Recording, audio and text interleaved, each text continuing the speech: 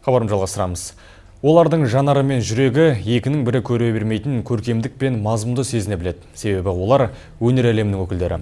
Облыстық әділет департаменті мен Абырой авторлар қоғамының қызметкерлері көркем сурет галереясында қылқалам шеберлерімен керемет кеш өткізді.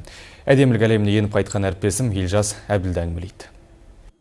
Жақсы дүние жан азығы, көңіл пернесін дәл басқан көркем дүниені көргенде еріксіз таңдай қағасың, тамашалайсың, тамсанасың. Әсілі мұның артында қаншама еңбек жатыр. Күн түндемей көз майын тауысып, көркем дүниені ұсынған автордың еңбегі. Міне сыр бойындағы суретші мүсіншілермен кездесу кешінің түпкі мәні осында. Яғни түрлі мүсіндер мен суреттерді автордың түйсігімен түсінуге меңзейді бұл кеш. Көрермен мен суретшінің арасындағы байланыс бұл. Шығармашылық байланыстың ең үлкен маңыздысы осы деп білемін. Сондықтан бұл бізге әрине біздің суретшілерімізге үлкен жігер береді, серпіліс береді. Оған осы үшін мен қатты қуанамын. Осылай көрмелер қызықты өте берсе, біздің Қызылорда әді көркем өнердің небір түрлерін әлемге паш етеді деп ойлаймын. Еркін форматтағы кездесу кешінде қылқалам шеберлерінің 60-тан астам туындысы көпшілікке ұсынылды. Сондай-ақ зияткерлік меншік саласындағы заңнаманы жетілдіру бойынша өзгерістер мен толықтырулар енгізу мақсаты түсіндірілді. Біздің негізгі әділет департаментінің мақсаты осы облыстағы мүсіншілер мен суретшілердің еңбектерін жастарға насихаттау.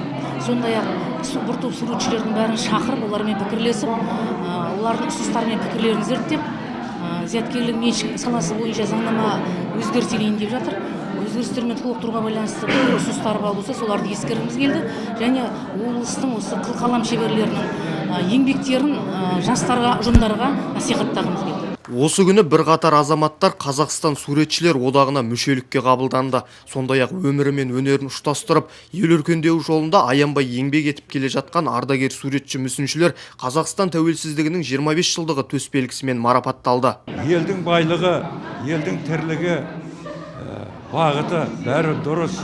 25 жыл тыныштық, егемендік ел қазір алға қадам басып жатыр. Соның үрметіне мінекей азаматтарды бағалап, еңбегін бағалап, марапаттап, медальмен, құрмет грамотамен марапаттап жатыр. Бұл деген сөз сыр елінің суретшілері моральдық деңгейдегі майталмандар, соның еңбегі жемісті болсын деймін. Бұл туындылардың бірі көнеден сыр шертсе, бірі бүгіннің болмысын паш етеді, ал енді бірі кемел келешекті меңзеп тұр. Сондықтан өткен мен бүгінге һәм келешекке кескіндеме арқылы көпір болған қылқалам шеберлері шалқар шабытқа кенеле бергей. Елжас Әбділда, Алмат Меңдібаев, Тосқан Сәтбай, Қазақстан Қызылорда телеарнасы.